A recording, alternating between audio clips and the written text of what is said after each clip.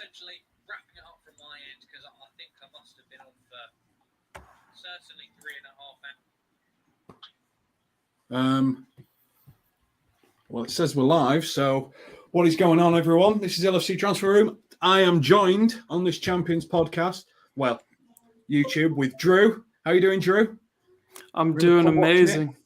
Up early in the morning in Los Angeles, just skating for the rest of the day, the rest of the week. Just beautiful. I don't care how we got it done. We got it done. First trophy in the bag. First trophy in the bag. And Tao, you were just saying how excited you were and the pressure. It's in the bag. It's the first one down. 3 more to go. How are you feeling? Oh, finally, man. We can finally all breathe. Coming to this one, I didn't really hype up the game. I was just thinking, yeah, it's one of those games. We lose it. It's fine. Not the end of the world. And then halfway through the first half, I was just like, yeah, we better win this thing. It was such an intense game. And in the end, thank God we got over the line. Yeah, and Anthony, where were you watching the game? Just at my house, Before the match, when we heard the Thiago news, my heart just dropped, man. I was thinking, oh, God. I was fully confident going into this, thinking we'll win 2 or 3-0. But as long as we win it, who cares? Champions of England. Yeah, and there was that horrible image, wasn't there, of Thiago crying before the start of the match. He was all upset that, wasn't able to be part of it. Alisson consoling him. How worried were you, Drew? Thiago was there. Chelsea's midfield overran us last time, we played them, and we all thought Thiago was the solution. How worried were you before the start with that Kepa for Thiago swap? I don't think I was worried so much as just my heart went out to Thiago. I felt like he was coming through a run of form, or like he's just this year starting to get back to his best, and I really felt that this was poised for him to dictate play. But seeing Keita on the sheet, I still felt comfortable. I looked at Chelsea's lineup and I thought we were in for a good match. I wasn't like let down or like, pit in my stomach feeling with the swap. I was just more, my heart went out to Thiago for being out, but felt okay with the midfield at the end of the day. Got Matty on in chat. He was at the match today, him and Kris. So no doubt he will be feeling very special very soon. And Tao, was it as close as everyone thinks it was? Everyone's saying it was a close game. It was a close game, but we had 20 shots to Chelsea's 11. Is this the offside effect kicking in again? Were we actually, was it as an even match as it seems? I thought it was pretty even. You look at the stats overall, like you mentioned, 30 combined shots. I know most of that was swinging towards Liverpool, and also 10 total combined shots on target. But you look at the chances that Chelsea had, I think they were the closer of the opportunities. Liverpool had a few where, yes, a Matip's goal, again, we can talk about that, should it have been given, and other opportunities where, Mane should have scored. But Chelsea's chances, they ended up in the back of the net. It was just in an offside spot. So it's a hard question to answer, but yes, I thought it was very tight. A lot of the calls just barely off. Mason Mount should have finished off his chances. Same for Kai Havertz. So could have gone either way. It was much closer than the 20 to 11 shots in the end. But yeah, good thing that no side were able to convert, and we won it like the way we did. Yeah, and as Liverpool fans are celebrating, how will Chelsea fans be feeling, Anthony? If you put yourself in their position, obviously, as the pressure grew in the penalty shootout, we all were thinking, how am I going to feel if this goes wrong? How do you think they're feeling right now? Obviously, we're the champions, we're feeling great, but what about Chelsea fans right now? They're just going to be pretending this isn't a big trophy to win, or one of those tin pot trophies. But obviously, they'll be gutted. A strange decision to sub Kepa on anyway for Mendy. I thought that was ridiculous, but who cares about Chelsea fans, to be honest? We've won it, and that's that. The Kepa thing's a strange one, isn't it? Because we saw England do it and it failed, when they brought on penalty takers with Saka, Rashford. We saw West Ham do it with Mark Noble and that didn't work. Granted, this was a keeper instead of a penalty taker, but why do you think teams are doing this, Drew? Why do you think they're making these last-minute changes? Because they're out of sync with the game, and it just feels like it's not sensible. But why do you think Chelsea did that move? I think it was like I was hearing a lot before the game from pundits and analysis that Kepa was one of the best, penalty kick savers in football. And like I've seen him save penalties before, but I think it's always a bit dodgy, after you've had a keeper have the feel of the game and then to bring him in. Like I think it was like Tim Krul who did it for, was it the Netherlands that one time? But I think once you get past those first few penalties, there's really no advantage. Like Liverpool converted all their penalties and Kepa didn't save one. So I think once you get that momentum going, then the pressure flips the opposite way. I think it's, kind of a psychological move, confidence, maybe try to get in Liverpool players' heads that this guy is the guy to stop penalties. But once Liverpool starts banging them in, it's, I feel like that momentum of that change has shifted. And Mendy had a really good game. He had the penalties in the AFCON. I thought it was, it's at the end of the day one of those ones where if Kepa saved it, then you say brilliant play, but he didn't. So it looks bad. And, I don't feel too bad for him missing the penalty as we collect the trophy at the end of the day. But, sucks to be him at the moment. Yeah, and we saw Kepa, didn't we? He was eyeballing Milner, which I thought was... I turned around to the wife and went, I don't know why he's eyeballing Milner. It's not going to put him off. But he tried a bit of jumping around and a bit of the Bruce Grobbelaar, shall we say, and it didn't work. And Kelleher was very still. So, I mean, neither keeper had to make a save, but who do you think was doing better in the penalty from that perspective, Tao? Honestly, I thought that Kelleher was close on a few of them. I think he dived correct on the second one or the first one. Like early on, he had he got the Alonso one, didn't he? The first one. Yeah, it might have been the very first kick where I was just like slided past like under him, and I was like, you know what? He's not bad. And he looked composed. He's not a guy that jumps around, does all that wiggly stuff, doesn't talk to the player, doesn't give them that stare. Kepa, stood like almost to the post when Van Dijk was shooting his, and I think he tried to play mind games with Mo Salah as well, and Mo just like chuckled in the end, like, what is this guy trying to do? And it's all maybe like a tactical thing. I'm guessing Mendy doesn't get involved with all of this. Maybe that's why Kepa's been brought in, because of this element that he brings where he gets into players' heads, or tries to. In this case, it failed.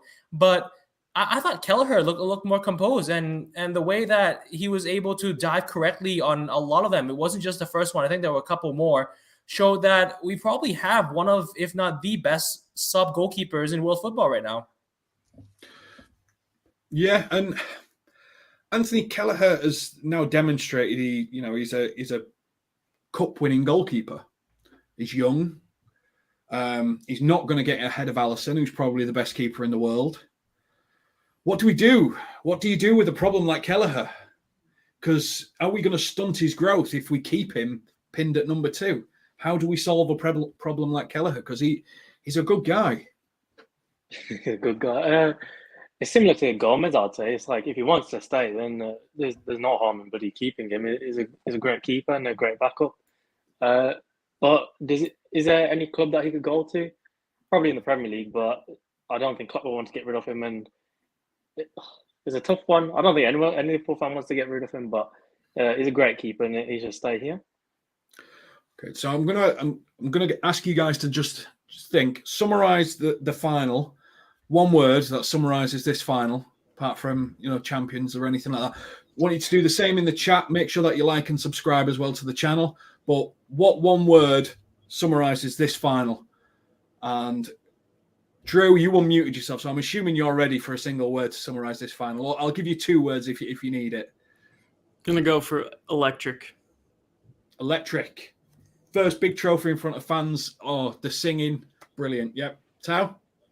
I'm gonna go deserving. I thought that throughout the match and throughout the course of this tournament, Liverpool have showed character. They've showed the entire squad can be good enough to win a trophy, and this is really a collective unit in the end. And Liverpool deserve to be champions. And Anthony, 1 word, 2 words, summarize the final. Stressful, that's what it was. Oh, I've not eaten all day, man. I've just been stressing for this. Oh, But glad we get over the line. But penalties as well. This is the worst thing. I was watching a Tar's podcast with Jack, or video with Jack even, saying, "Oh, you just hope it doesn't go to penalties." But it's the worst way to lose as well. But it's the best way to win, to be fair, on a penalty shootout. And make sure that you put your one word to describe the final in the chat. For me, mentality monsters. To go all the way through, scoring every single penalty. Oh, it was terrible for me. Don't know what it would be like for them. Just that pressure as it builds and it builds and it builds. So mentality monsters is my summary. And I think I wanted Harvey to do it. You know, he was at that point, wasn't he? He wasn't in the squad. Then he was in the squad. Then we brought him on.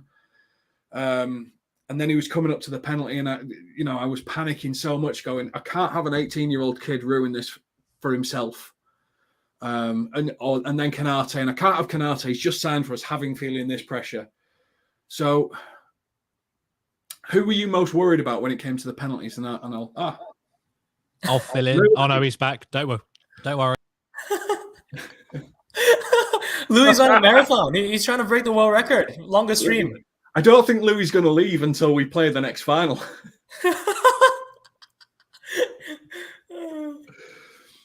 Or until the Ox comes back in. Hey, Louis. Oh, my God. How many Carabaos with whiskey have you had? No, I couldn't find any Carabao. I couldn't find it. I went to Tesco. I went to a couple of corner shops. Couldn't find any of it. So I've been drinking this Polish whiskey, and it's. If you thought I was bad on it, you know, I would have been unbelievable off of it. Look, I won't hog up too much of this stream. I just want to go to my comment and just say that this was massive. Keeping Kelleher in. You know, a lot of people did go on about it and make a point of saying that, you know, it's a cup final. We've got to go for our best player, our best goalkeeper, but it's a squad game and you've got to show faith in players who play well for you. Kelleher ultimately didn't put a foot wrong in any of the games leading up to this final. And if we want to keep hold of him, if we want to keep hold of a decent number 2, otherwise we're stuck with Adrian, you've got to show faith in him. And he repaid that faith fantastically. There's no guarantee. Even if he'd have made a mistake or he didn't save a penalty and we lost this game, I would have backed him 100% because he fully earned his start in this game. It doesn't matter because you can't guarantee one keeper's going to make a mistake that the other doesn't, or one's going to save a shot that the other doesn't. Ultimately, he earns his spot. He's repaid it. And I think that's massive in terms of keeping him, because I don't know about the rest of you guys, but I really, really want to keep him going forward. And I hope we can. I can't remember when the last time we got him on a new deal was, but if that isn't too recent, I hope we can sign him to a new contract. I think Tar's back, so I'll wait in the reserves until someone else bows out again. Tar will be back. There we are. Yeah. Hopefully, we're jumping around a bit I'm on this switch one. cameras here. My bad. My initial one. He's gone. Louis, you're back. Bloody hell. Jeez. Oh, no, Tal's back. Louis. Oh, there we go. There we go. Tal's back. We'll get rid of Louis. Okay. True. If it had gone wrong, and let's say, you know, for some reason, Kelleher didn't make the save that, you know, or we didn't get through, and he conceded that goal, that Lukaku chance, you know, in the last minute where Lukaku nearly put it in, just didn't get enough power behind it. If that had gone in, everyone would have blamed Klopp and Kelleher for it. You know, should have started Alisson, this wouldn't have happened, blah, blah, blah. How relieved are you that it wasn't a goalkeeping error or something like that that pretty much solved this final? I'd say it was more like I'm happy for him. I think he fully deserved his shot, and I had no issues with him stepping up and coming in. Like, I was fully confident in his abilities, and I didn't foresee him making any mistakes on his part. So, like, more to see him come up big each time, except for the offsides calls that, you know, went in the back of the net. He did his job. And as Louis said, I think that we really needed to back him. And I really do hope we keep him. Like, I think Danny Ward's the example of a player who leaves and then doesn't get another shot. I hope, you know, Kelleher deserves to play first team football, but I'm really hoping that he is willing to stick around and then take up the mantle of Alisson whenever Alisson's ready to depart or hang up his boots, because he certainly showed that he has the nerves for big games, and he's just composed, he's competent, and he just gets the job done. So I don't think there was any relief there. It was just more pride and joy to see him do so well and prove the people who said he shouldn't start wrong. And I think it was like the first 5 minutes he made a really big save, didn't he? He put us. It probably settled him down, thinking, right, I've got to make this first save. I've got to do this first thing to help the team. Anthony, how important do you think that sort of getting involved in the game early was, just for his confidence, so that he wasn't just stood there waiting for something to happen? Yeah, it's always good for goalkeepers to make those sort of saves early on, and obviously not great to concede those chances early on. And who was it, Pulisic or Mount? Should have probably done better with it. But Pulisic, wasn't it? Like, yeah, 30 centimetres away, just blitzed it straight at his thigh. It was good in the thigh, actually. He made himself quite big, didn't he? Yeah, but like I was saying, a lot of people doubting Kelleher before the match. I thought he's been brilliant for us, especially this season in the Carabao Cup. The free kick against Arsenal, he's made numerous good saves for us. So I had full confidence in him to help us win it. And obviously he had a bit of a stinker in the penalty shootout, but he's a winning keeper.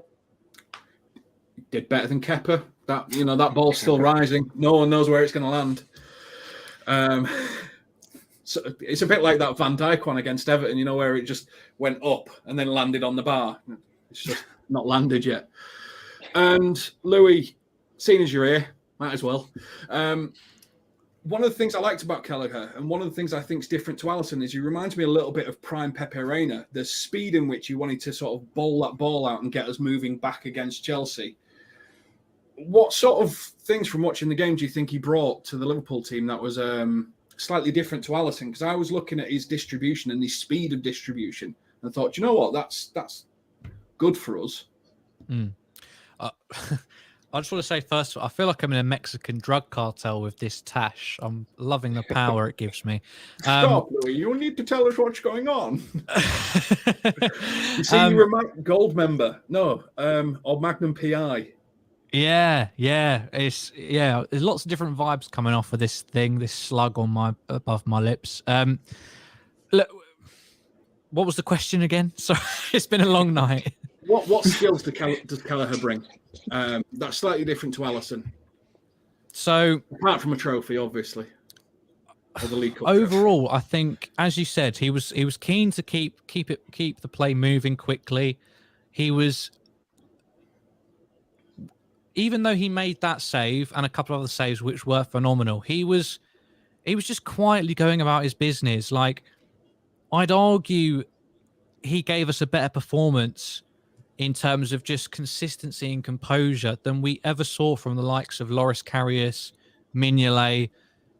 It was just, he didn't really, I can't think of when he put a foot wrong. If there was anything, it was someone else letting him down, someone else selling him short, someone else giving away the ball. But any time that he was forced to get involved with it, he did everything that he could and everything that could naturally be expected of him. So that's everything and more that you want from a number two. Like, I'll go back to it again. Karius and Mignolet back in their day, it was odds on for like, well, who is going to be our number one? Who is our backup? But not only is Alisson worlds ahead of those two, but I'd argue Kelleher is better than both of them, potentially combined from what we've seen. The way he stepped in, and he's not just played. It's not like Man City. He hasn't played against bloody Boreham Wood, Shakhtar Donetsk, Wrexham. Like, he's actually faced really, really high class opposition. Arsenal, even the attackers that Leicester had, and now this Chelsea team as well. And he's just looked so confident and composed and quietly brilliant. And as I said, you can't ask for more than that from your number two. Tar's back. So I'll tag out for him.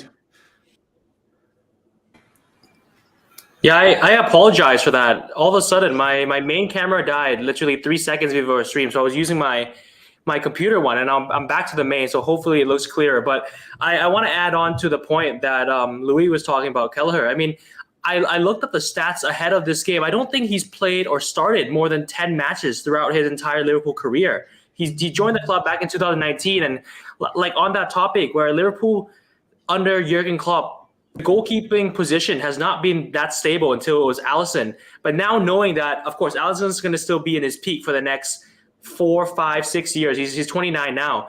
But if we decide not to bring in another world-class keeper, I don't think we need to. I think Kelleher, if we can maintain him and play him in the cups, play him in all the cups, and he's happy with that, and he's able to develop more and more throughout the time that he's at Liverpool. He's 23 now, so in 5, 6 years' time, he'll still be young enough to improve and play as the number one. So maybe Kelleher is the long-term future. Yeah, and 23. How many goalkeepers really are winning cups at 23? I think Joe Hart is the only thing that comes to my head as someone that came through young, and then he declined, didn't he, at normal peak goalkeeper age? But I kind of want to move on to Luis Diaz. How good was Luis Diaz in that final, Drew? He was standout for me. I was disappointed with Mane. I was disappointed with Salah. I felt they both, kind of were absent for the game. Mane, had a few bad touches, a few bad layoffs, and missed 2 great opportunities. And Salah just kind of drifted. But that can happen in any game. But to see Luis Diaz come on and really lead from the front, to see him take hold of the game, and as he's come in, he's done that every game he's come in, where he's just come right in, dictated play. He's been the one causing problems for defenses. He's comfortable with the ball at his feet. He can make stuff happen. His head doesn't drop when a defender, stops him. He just keeps going. And I'm really excited, really happy that we picked him up, and to see him perform at this level this early on and on this big a stage is just amazing. So long may he be in the side.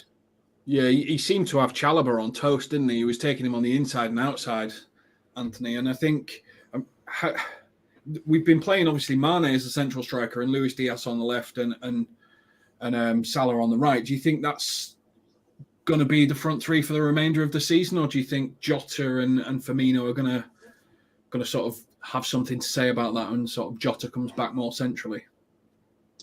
It's impossible to predict, isn't it? We'll have the odd injury up front, but I think my favourite front three is always Firmino, Salah, Mane anyway, but Diaz was just unreal. I think that was his best match for us by far, to be honest. And I thought Mane played well, to be honest. Salah did kind of ghost in that match, but Diaz was on another level. Chalobah couldn't touch him, and even when Reece James come on, do you see that little flick he done over his head? He's on another level, and he can cut in, he can take it round the defender to cross it. He's so versatile, and something we've not seen on that left-hand side for a whole season. Obviously, Mane declined, but recently we've seen Mane kind of up his game a bit more, playing up front. Obviously, he scored against Norwich and Leeds, but our attack is just insane. It's best in the world.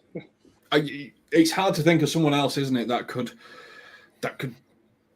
change their attacking options like we could. We can bring on a poacher, we can bring on a creator, we've got a dribbler, we've got obviously the best finisher in the world, we've got Mane, who's just good at everything apart from finishing on certain days, and then on other days he's one of the best finishers in the world. What's your best front three as we move forward, Tao? What do you think you'd want to see? Right now, I'm very pleased, and if you asked me this question, I think when Luis Diaz signed, if Luis Diaz will slot right into the starting 11, I'd probably say no. I think Jota's been on fire, but I don't think Luis Diaz has had a bad game at all since he's arrived at Liverpool, right? I mean, he finally got his debut goal in the Premier League last weekend, and now he's basically taking over as the main man down the wings. I think everything that he does is what Klopp needs him to do. Bring that energy, beat players one-on-one, cut inside, use that body fake, shift to the left. And he's just so versatile the way that he plays. And I think him shifting over to that left-hand side, the main question now, I think for me is, obviously Mo's going to be on one side, Diaz on the other. Who starts as that main number 9 in the middle? Do you go with the original trio with Firmino, like Anthony said? Do you go with Jota, who's been on fire the past couple of seasons? Or do you go with the pace of Sadio Mane? Right now, I think the 11 that played today, maybe swap in Alisson and goal, that's should be the best 11 that Liverpool go ahead with. No, Thiago. I actually don't know. Sorry. I completely Thiago wasn't playing. I saw him in the team sheet and I freaked out completely when I got the text in the group chat that he was missing out. I was like, what is going on? But yes, Thiago and Alisson in, and then that should be our best. I mean, we can't underestimate how well Chelsea played. They kept, Rudiger versus Salah reminded me of the Napoli game where it was Koulibaly versus Salah, and it was just one of those epic battles where they kind of nullified each other. What do you think Chelsea will take from the game, Drew? Apart from a runners-up medal. I think they can take a lot of pride in how they performed. I didn't expect them to come out that well. I thought it'd be tough, but especially in extra time, I have to admit they looked the better team in extra time. And first part of the game, I was a little worried before Liverpool really got their foothold in the match and started pressing. But I think they can take a lot of pride in going toe to toe with us on the run of form we've been in as well. When they've had a lot going against them, injuries.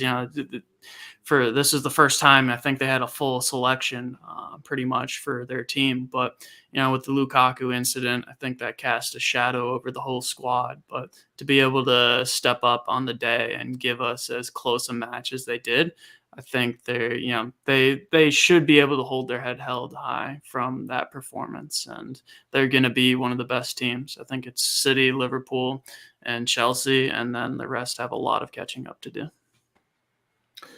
Yeah, I mean, for me, the one team we don't want to meet in the Champions League final, if we can get that far, is Chelsea, based on that final. Because I don't think in a Champions League final I could deal with penalties doing 10-11 and goalkeepers taking them. I think I would lose my mind. But what next for us, Anthony? We've got the League Cup out of the way. We've got the FA Cup on Wednesday against Norwich. Is it just that old cliche, one game at a time? How many of these, this quadruple would you be going for if you were in the Liverpool squad? All 4, definitely. There's more than enough quality to win all 4 trophies. I was saying the same last season. Obviously, we were hit with the injury crisis, but even it's our squad depth as well. That's helping us a lot this season. We've not faced huge injuries this season, so we could play Gomez in the cup matches. We play Canate in cup matches without stressing. What if one of them gets injured? But all 4 trophies. I think we've already got one over the line. FA Cup, we've got Norwich next, and then is it quarterfinals after that? We're easily going to go through against Norwich, and we're already through against Inter. And I think Man City are going to slip up. They got lucky against Everton, and we're on the chase. I'm not going to talk about the handball. I mean, the not a handball. It was a handball. But there's whole videos out there of what Man City have won from VAR. I'm not going to talk about it because we've won a cup and I don't care. I don't care. I'm not going to talk about it. What we're going to talk about is the fact that we've won the League Cup and man of the match. So again, in the chat, if you can put in your 1-word or 2-word description of the final. So we've got here Ryan, he's gone in and out.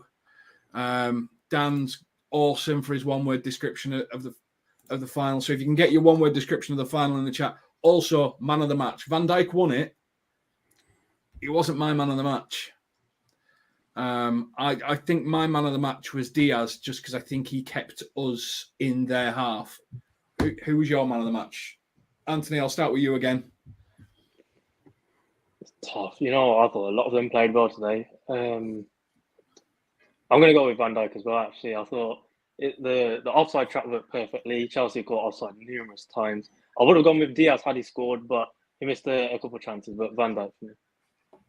Tal? I'm going to go with Raheem Kelleher. I thought that he set the tone earlier on with that save when he stopped Christian Pulisic's goal.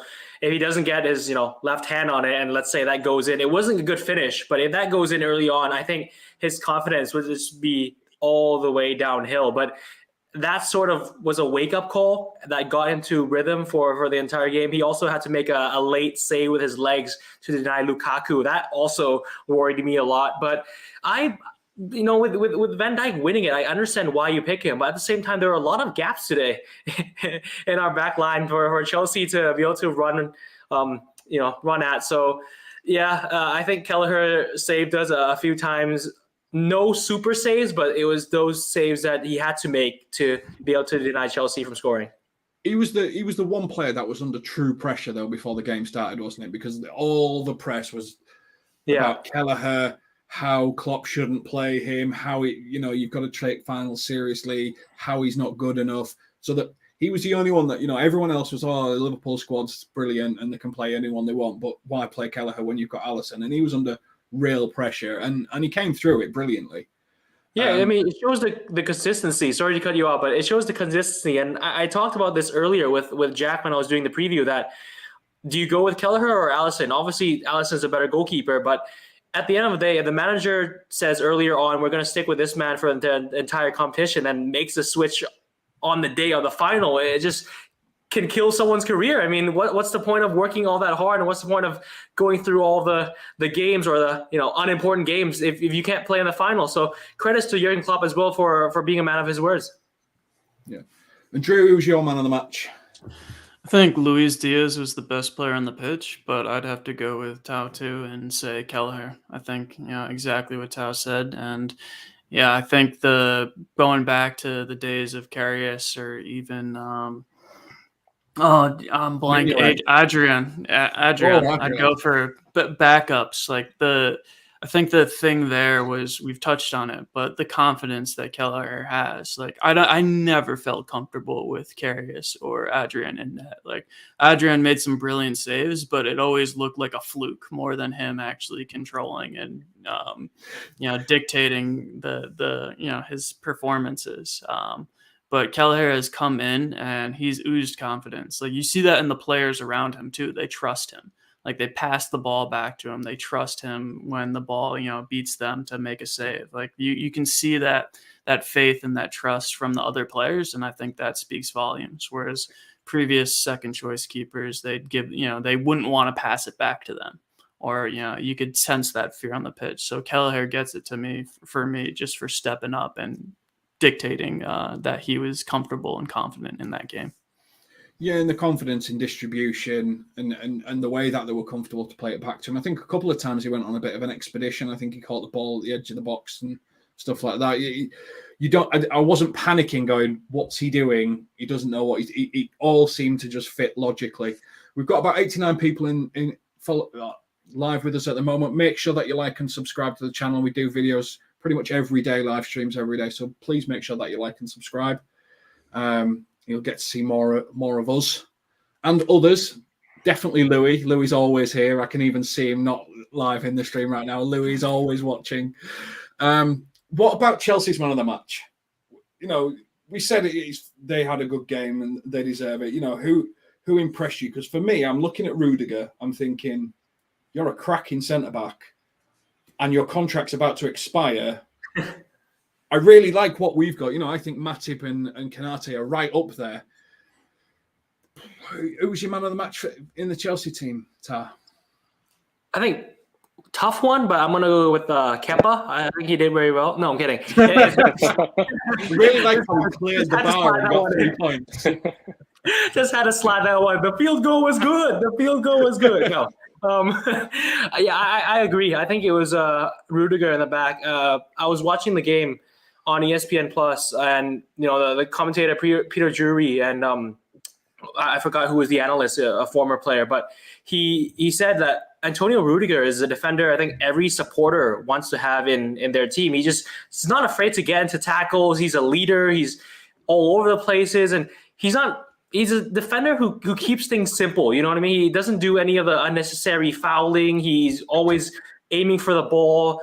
Just plays with every energy, every ounce of energy left. He just leaves it all out there on the field. So Antonio Rudiger, for me, it would have been Kai Havertz if he was able to stay on side and score, but definitely not Mason Mount. I think he missed too many sitters. Yeah, he had a shocker, didn't he? Drew, what about you in the Chelsea team?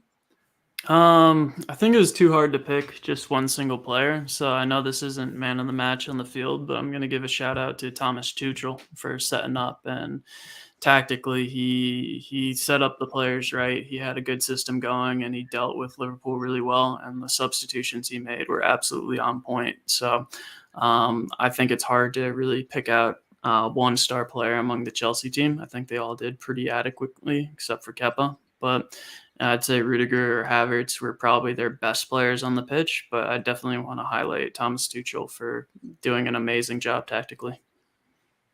Yeah, it's a really good battle, isn't it? I think it could be a good battle for a good few years, Tuchel against Klopp, but obviously it's against Chelsea, which means he'll get fired at some point because that's what Chelsea do. What about you? Anyone impress you in the Chelsea team today, Anthony? Anyone that you're thinking, ooh, I wouldn't mind them in this Liverpool team. They could do a job for us, apart from Kante, who I think everyone would take in a heartbeat. But I'd rather have Fabinho over Kante anyway. Well, anyone stand out to you? I wouldn't take Kante, but... You wouldn't take Kante? No. I just think he's a nice guy. He is, but you know what? I don't get the Rudiger heart. I've got to be honest. I thought he's just one of those defensive playing centre backs. He doesn't get anywhere near our starting 11, not even the bench. But Havertz, what a player! I think he'd easily get into our starting 11. He's just unreal. His movement and everything, just to create chances. His finishing is unreal. And he'd be Chelsea's man of the match for me. Yeah, Havertz.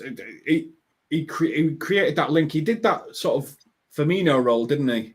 Quite nicely. He really sort of linked their play. And if they had wingers that could finish, potentially we could have, been on a little bit of cosh quite early on, because I think they took the early part of the game, and then our midfield just seemed to take over. And the combo of Keita, Fabinho, and Henderson, as much as everyone sort of they have good and bad games, it was really solid against that Chelsea midfield. It dominated them today. So coming up against Norwich, would you be going same midfield, or do you think let's bring Curtis back in, let's give Harvey a game? Who are you wanting to sort of bring in for the next match? I'll start with you first. Yeah, definitely. It's time to do a bit of rotation. The boys are going to have a nice night out tonight, and when they get back in training, I think it's time for those who weren't as involved today to make that FA Cup appearance. Definitely, you got to put my boy Taki up top. Origi should play as well. Curtis Jones in midfield. Harvey Elliott, I thought he was brilliant today when he came on. He wasn't afraid to sort of dictate play and try to create things going forward for us. So yeah, let's just bring on the players who didn't get good minutes today and go on from there. I don't think again it's the FA Cup. It's not the main priority at the moment. Yes, the title of the video is the quadruple is still on, but I wouldn't mind if we lose and then get out the FA Cup, just because we can focus all our entire attention to the Premier League and the Champions League. So it's a bit of an experiment time for Jurgen Klopp. Play the players who didn't really play much today. That would be the most sensible thing to do. Daniel in chat saying Konate to start from now on. Was Konate that much better than Matip? I'm a massive Matip fan. Anthony, who's your preference out of the two? Matip by far. I like Konate, but I don't know. I just think Matip's more experienced. He's got more composure about him, whereas Konate is a bit shaky at times. Towards the end, Lukaku could have outpaced him, but Matip could clear the ball. But it's a good option to have anyway, compared to last season where we're debating Nat Phillips, Reece Williams, or do you play Henderson at centre back? So I don't mind either of them, to be fair. Yeah, you don't worry, do you, about either of them? And I think for me, I just want Matip to do one of those runs where he gets past everyone and slams it in the top corner and then just retire straight after it for me. The second he does that, right, yep, I'm done. Mic drop, just walks out the stadium. No one ever hears from him again. Drew, I've got one simple question for you. Is Lukaku finished? Maybe at Chelsea, but I thought I thought he came in and gave a good performance for himself. I think that a lot of the spotlight was on him, especially when he came on, and he put the ball in the back of the net, to be fair. He did what he was supposed to do. He caused us a lot of problems. I think Chelsea were the better team in the extra time, put his penalty away. So I think he put a performance in that spoke well for himself. And there's just so much behind the scenes with Chelsea. I don't know if you can say what he said and find a way back, but like I still think in the right system, he's a good player. That was obviously seen at Inter Milan, and maybe that's the best place for him. But I certainly don't think he's a terrible striker. But yeah, who knows? I think Chelsea, they got the money, so they can afford to let him go and bring someone else in. I don't think they'll miss him if they do that. But his career's not finished, but maybe his time at Chelsea is. Oh, Tars disconnected. Louis coming back? Why not? Welcome back, Louis. Louis, let's go. Let's keep it going. Unbelievable. Yeah, so the spotlight's on Lukaku, Louis, and that's probably because he stood offside, and it's really easy to get the spotlight on him when he just stands offside. Without VAR, would Liverpool be playing this high line, and would we have won the match? Because it was close on a few occasions, wasn't it? That's a good way of putting it, actually, because I was saying at the end of the watch long and in the post match that, a lot of commentators and English pundits in general give us a lot of stick for playing this high line. And there was even a point in this game where Martin Tyler and Gary Neville were saying like, "Oh, there's a high line to exploit here for Chelsea," but ultimately, that's our defence doing its job. Every time we catch them offside, that's our defence working exactly the way it's supposed to. So the way that you phrase that question is actually really interesting. And I don't have an answer. I could talk my way out of most things. What do we bring you back for? Anthony, do you have an answer? I could talk my way out of most things, but I don't have an answer. I'll try my best, though. Let Anthony try while you think. Go on, Anthony. Yeah, we would have won because Matip's goal got ruled out from VAR. So and all Chelsea's goals, the linesman flagged it up. So yeah, 1-0. True. The linesman did flag on most of them, didn't he? Yeah. I don't think he didn't. Anytime they had it in the net, at least, I think they flagged every time. I mean, one of them was particularly close, wasn't it? I think it was the Van Dijk knee and Lukaku, but well, without VAR, Matip's goal counts. I think that was an incorrect decision. I think with the Matip one, whichever way the referee called it, VAR shouldn't have overturned it, because VAR is this season is meant to be about clear and obvious. So if the ref just decided straight away, no, Van Dijk has held whoever it was, Reece James, and stopped him from potentially blocking Mane's header, I don't know, then that's fair enough. And I don't think VAR should have overturned it. The original decision was the ref didn't see it and allowed it. I think it's so dubious because Reece James was marking Van Dijk. Van Dijk's the one who held him. Neither of those players were involved in what happened with the goal. It was Mane who was completely free before the free kick. Mane was free before the free kick, ran in, got the back post header across to Matip. The way the ref called it, I think, just should have stood. And that's where the inadequacies of VAR become clear for all to see, because they say one thing, but as we've seen yesterday with Man City and today with us, different things seem to apply depending on who's looking at VAR, when VAR should be its own objective thing. So I agree with Anthony. Yes, ultimately, without VAR, I think we would have won this game because, as I said, the linesman was very hot on offsides. Chelsea were flagged offside a lot of the time, and the Matip goal was initially given, and there's no reason the ref without VAR would have blown up for an offside. Okay, so I've got another question for you guys, and similar for the chat. We've seen players stood in front of the goalkeeper, blocking their vision, not interfering with play. Van Dijk didn't go for the ball or anything like that, was deemed to be interfering with play. Was it a goal? Just, did you think that the Matip goal was a goal? Put yes or no in the chat. Explain yourselves. Anthony, did you think it was a goal? Would you have disallowed it? And be honest. I'm being honest. I'm split because the only issue I have with it is Reece James was never going to get to Mane. He was not marking him. So if Van Dijk literally if Reece James was marking Mane, I understand it's offside. Van Dijk's obviously impeded him, but he's not marking him. He's never going to get there, and it was a ridiculous decision. I think it should have got given. I was already celebrating. Drew? I think Not to Louis. influence you with the chat. No, I think Louis hit the nail on the head. Go with the ref decision on the field. But for me, the VAR, correct me if I'm wrong, but they called it offsides on Van Dijk, right? It wasn't even like foul or an impeding in play. He was offside. So what they're saying was that he did what he did was fine, but they called him offsides, or at least that's what I saw the lines being drawn on the replay. Yeah, so he'd have been offside if he was active in the play, wouldn't he? Yeah, so I don't see like Reece had to run around him, which is, fair, but I think it comes down to, Louis, when it's like the 50-50, like there's no consistency with VAR calls. So at the end of the day, it's got to go to the ref on the pitch. I guess he did go over to the monitor and say it was wrong, but I don't know if he said it was because of offsides or not, because I think at the end of the day, it's did he impede, or could he have gotten to the ball to Mane without Van Dijk there? And I don't see the end result being any different. So it's tough. Like I kind of, once those decisions are made, it's kind of just move on.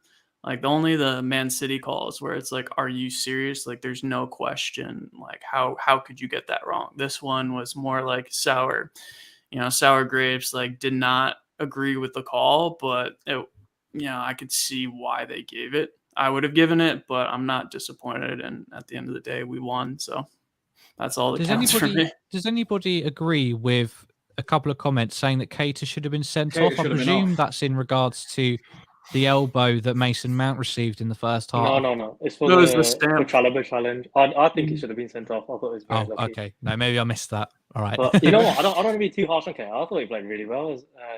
I said he should have started the match with Thiago, but it is definitely a red card. I'm confused why Gary Neville was on commentary saying it's not. He's gone on studs straight into Chalobah's leg, and it should have been off. Oh, yeah. Oh, where he got him right in the... wasn't even a yellow card, was it? Or was it? No. It wasn't even a foul. Yeah. Yeah, well, we saw Rudiger a couple of times. The way that he tried to block tackles was go on his back, both feet, studs up. I mean, fortunately, he didn't touch anyone when he did it. He got the ball first when he was panicking and stuff. But that type of tackling is the one that puts you at risk. So, Hendo shuffle. First one of the season. How many are you expecting? Louis, how many Hendo shuffles are you expecting this season? Oh, it was good to see that again, wasn't it? We didn't get any last year. It's great to see it with fans as well, isn't it? Just in the stadium singing along. Exactly, yeah, because in the build-up to this, they re-showed the previous ones, and like the Premier League shuffle, as brilliant as it was and as historic as it was, being at an empty Anfield and seeing the players like staring out into an empty stadium was just so bizarre. No, it was great to see. It's tough. As much as I want to be that optimistic fan, as much as I want to be a Matty and just say we're going to win the quadruple, and there is a very decent chance it could happen. I think we see it at least once more this season. I'll put my neck out on the line and say that. And I was correct. I tweeted hours before kickoff we would win on penalties. It came true. I've retweeted it. So I'm going to try and use that luck and keep it going and say we will see the Hendo shuffle at least once more this season. Anthony? We'll see it 3 more times. I already said you think we're getting all 4? Yeah, you have to always predict Liverpool to win every single match. I think there's only once where we played City last season. That's the first time I predicted us to lose, but you have to go in confident. The team's too good. You're like Matt Lawrenson. I think he hasn't predicted Liverpool to lose on BBC Predictions in like 2 years. Drew, Hendo shuffles, how many more are you expecting? 2 or 3 more. 2 or 3 more. I think Champions League, FA Cup. I don't think the league's going to plan. I don't think the league's going to go to plan. I think we've been on such a good run, it's got to stumble at some point. So I think that we started that run a little bit too late for me. So I don't think we'll quite make it in the league. But the other two, I'd like to see the FA Cup. I have a quick question for Louis. I don't agree. Sorry, Drew. I don't agree with Tar's take that we should take the FA Cup lightly. Sorry, I think that was a pretty bad take. There's no reason. Like you've seen the squad depth, the way that the team was set out initially in this game. We had Elliot, Jones, Gomez as well, not even on the bench, and our bench still looked pretty stacked. There's no more arguments to be had about, we need to rest players, take it easy. I don't think there's really any excuse for playing a lighter side in the FA Cup against Norwich next week. I think we've as Charlie says for the LFC transfer, and we've got to push for all three of them. But Curtis, Milner, Fabinho midfield, that is in essence taking it down from our number one, but it's still good enough, isn't it? Previously we'd be talking about playing a midfield of Jay Spearing, Anthony Litalak, and Andrei Voronin, Christian Poulsen. Yeah, I think what Tar's talking about is now our second team is still a Premier League top 4 team, and we should be able to get past Norwich really easily. Yep. Wait, hang on. My celebratory pizza's just arrived. Bear with. I still want to see Robbo start against Norwich. I want Jurgen to throw him in just to see how hungover he is and see if he can complete a 90. Just like that with the noise going, no, it's too loud. Yeah, exactly. One of those one of those punishments for coming in hungover for the next 3 days. It's like you start against Norwich. Tomiskas is Greek, isn't he? So he's probably going to be just as bad. Yeah, you won't tell the difference though with the bags under his eyes. I think he can pull it off. But I want to see Robbo just completely chalky white starting the match, and still putting in a 90 of running. Maybe a throw up on the side of the pitch at some point. the classic throw up on the side. I can't do this. Yeah, proper Scotsman. Yeah. And again, as it says in the channel, make sure that you like and subscribe. We've got over 100 people viewing with us at the moment because we are the champions of the Carabao Cup. Don't know what Carabao's an energy drink, isn't it? Thai energy drink. Don't know why they sponsor it. Don't care. We've won it. First one of the season. Let's keep it going. I think who do you think will take the most from this apart from Kelleher? Obviously, Kelleher has taken something from it. Diaz has come in less than a month. Bang, first trophy on the books. Canate, played a part of it. Who do you think this is going to help develop more when it comes to the higher pressure situations? Because there was a lot of pressure in the penalty shootout today, but some players need to learn from this to go forward. And I don't want to talk Kelleher because that's easy to say. He's going to have learned the most. Who are you thinking will learn something from this? Anthony, I'll start with you. You know what? Because all these players are they're somewhat experienced and they're winners anyway. The won trophies at the club, but I'll probably say Harvey Elliot. To be fair, he is thrown in right into the deep end into a final. He's not played many matches for us, and it is a big decision. He's being picked over Curtis Jones, over a couple more midfielders this season, and obviously he finishes penalty coolly. And whilst Kepa was trying to play mind games with him. Yeah, you could see how happy he was as well winning it. A lot of the players looked quite professional, didn't they, in terms of, cheer it on. He was over the moon ecstatic to be sort of part of it. What about you, Drew? Who do you think is going to have developed more from this League Cup run that'll take it into sort of the later Champions League and FA Cup? I'd say Harvey Elliott. I think seeing how much it meant to him to score that penalty, I don't think he had the best performance coming on, but to see him come in and handle his own after stepping onto the pitch in a cup final, to see, I always say it, but to have players in the squad who are Liverpool supporters, for me is just worth the world. Seeing guys like Trent and Harvey Elliott now just giving their all, that extra percent, because they know what it means to be a Liverpool supporter. So to see him come through, get that penalty, And to have that experience, really, like, you see the hunger, like, more than anything. Like, he's going to want to play in these big games. He's going to want to up his performances. He's going to want to be doing what Trent has done and just cement himself into the first team and be like the man in the midfield for, here on out. So I'm really excited. Louis questions while he's chewing. No pineapple, please, Louis. Yeah, is there pineapple on the pizza? Because if there is, you're kicked out. No way. Straight up pepperoni. I mean, for me, I'm thinking Taki. He got a 95th minute winner. He was the top scorer in the League Cup. He's had a lot of people saying he's not good enough for this team. So for him to sort of play such an important part in getting us to the final, as much as he didn't play in the final, I think it shows what he can achieve being a fringes squad player. Because you don't want your squad players to be unhappy and to not enjoy playing for the club. He can look back on that and go, I had a part to play in this. And I think squad players are important. How important do you think squad players are for us to sort of keep moving forward and keep this really strong squad that we've got? And I'm not going to ask Louis because he's still shoveling shit in his face.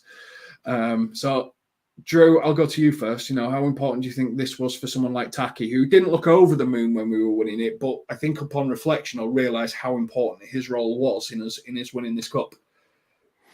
I think it goes again to the hunger of the squad. Like, I want players who are on the bench who want to be in the first team. And Taki coming up and saying that he wants to fight for his place, that to me means everything. So the more players we can have like that on the bench, the more competition we have for the first team. And I think that benefits the squad as a whole moving forward, because you want players at their best, looking over their shoulder potentially at someone who's ready to take their spot if they have a dip in form. So yeah, that's huge to have a squad like that. Well, I want to get in this quick question for Louis. We can transition, ask him that, but I want to know how your meter was on pessimism to optimism throughout the game. What was it shifting? I was in. Everyone was like everybody. I was in bits throughout. Like, I think every time Chelsea got it in the goal, I think it was Havertz in extra time. I deflated in my seat. I just thought, that's it. I can't believe it. Like, we've got all this way. Gary's eat the meat. But I do want to talk about Taki quickly, because I agree with what you're saying, Drew. Like, and it goes into it feeds well into the whole thing with Kelleher as well. Like, having a good squad beyond your first 11 is so necessary, especially for a team like us who's trying to challenge on all four fronts. We can't have, as much as everyone, like, in their FIFA mindset says, oh yeah, let's get rid of like Divock and Taki for 30-40 million altogether and then go and buy Jude Bellingham. Like, in the real world, with Liverpool playing the kind of financial game that they do with Moneyball, and we've talked a lot about that, like, that's never going to happen. So to have fringe players who can come in like Taki has done in these Carabao Cup games and still score, like, I went back through the highlights of the previous games, and the goals he scored were brilliant. Not to mention the pressure in the 94th minute against Leicester. So I don't know if either of you three saw on Twitter, but when Taki was on the pitch today, the likes of Van Dijk and Henderson were pushing him forward with the trophy and telling the Liverpool fans to give him sort of the applause he deserved. And I think that's testament to our team and ultimately the kind of philosophy and the club culture that Klopp and his team aim for. Makes sense. I think we're getting close to sort of wrapping up now. I think we were on longer than I promised, and we started a little bit later because Louis had things to say. But I think now Henderson's starting to lift multiple trophies. Klopp starting to win multiple trophies. You could see how happy Klopp was. For this, he was dancing as Klopp does. One of his classic, beating the chest whilst waving his arms around aimlessly like he's being controlled by a puppet master. John Henry was there to see it. I think is now the time, and this is the last question before we end the stream, is now the time to say, Klopp, we want more. we want a longer contract, we want to start to talk to you about this, or do we wait until we've got another 1 or 2 in the bag and then say, let's start talking about a new contract? When do you start to have the conversations? He realistically, as much as we all love him, he's not going to sign a new contract. I think we should have had the conversation, even if he's gone trophy. Actually, maybe not that. I've said trophyless up until this point, but after the Champions League, he's just been an unbelievable manager for us. You know, for the past sort of decade, we've had to witness some horrible managers and players play for this team, but he's just turned doubters into believers as he wanted to do, and now he's won pretty much everything besides an FA Cup. Yeah, he's won a lot, and apart from obviously us people wanting more dancing from you, Drew. Do you think? I'm not going to finish on a low. You know, this is it. This is probably the best manager we've had in, you know, a lot of people's lifetimes. Liverpool haven't won the title in 30 years and stuff like that. He's probably the best one we've had. Is it just a case of now we've got to push this team for, you know, as supporters for the rest of the season to get as many trophies as we possibly can? And now it's up to us to sort of convince Klopp through our support, through this is the place that he needs to stick around for a little bit longer. Drew? I think we have to offer him a contract. I think regardless of what's been said, we have to say Klopp. I think it's obvious. If he wants to stay, it's, you know, everyone will say yes. Whatever he asks, yes. I think it comes down to him at the end of the day. I think 100% we have to ask him, you know, put the contract in front of him and say, yeah, if you want to sign, here it is. Like, here's the offer. Like, I almost kind of want to say, like, give him a sabbatical at the end of his contract. Let him take a year off and then come back, have Pep Blinders, you know, take the reins or hold the fort while he's gone. But I also think the setup's there for Pep to take over. I think we're getting, you know, everything I've read or heard about is that the team's being set up to be carried on by Pep, which I'm almost wondering if it's like a Bill Shankly, Bob Paisley kind of effect where Pep steps in and just does an amazing job, carries on where Jurgen left off. So I'd be comfortable with that situation. But obviously, if Jurgen even, you know, has an inkling of, you know, I'll give it another year, give him whatever he wants at this point, keep him there as long as he wants, as long as he's willing. The Yankees are here, so what, Louis? What's the first question? If you were Klopp, you know, their question would be sign a new contract. What's Klopp's first question back to the Yankees? Seeing as they're over here and in a good mood because obviously they've won a cup. Yeah, I mean, a lot of people, perhaps in the chat, a lot of people in the Liverpool fan base would probably ask something to do with transfers and budgets. But, you know, from what we've heard and seen from Klopp, he seems fairly happy. I don't think we've seen anything to suggest otherwise.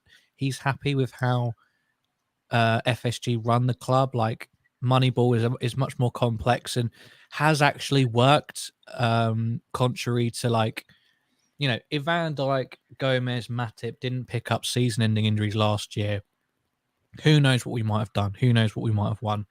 It was a freak season, and that's ultimately had a big impact on our perception of FSG, I think. Not to say they're perfect, like, there's definitely justified criticisms. I don't know what his first question would be. I think because he's always been quite uncertain. He's never given a clear answer. Like, he's always suggested that at the end of his contract, he'll take time to think about what he's going to do.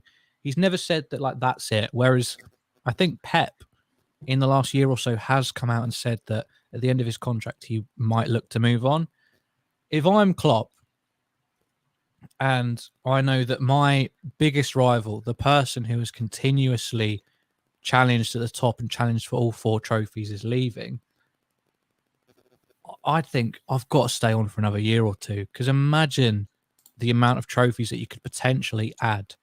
Because I don't know who Man City would look to turn to. Maybe Arteta, I don't know, but I don't think he's got that in him.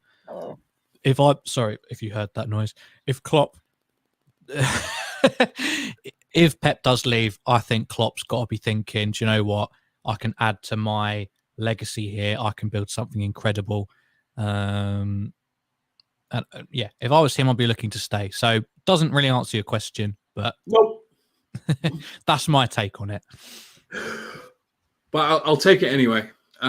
Right, we're at the end of the stream now. Please make sure that you like and subscribe to the channel. Thank you very much for Anthony, Drew, and Louis for jumping in and out with Tar whilst he's eating his pizza. Make sure that you follow us on Twitter. We'll keep you up to date with everything. The LFC Transfer Room Twitter account will be back on soon, I'm told. And we're champions of the Carabao Cup. So on to the next one. Thank you very much.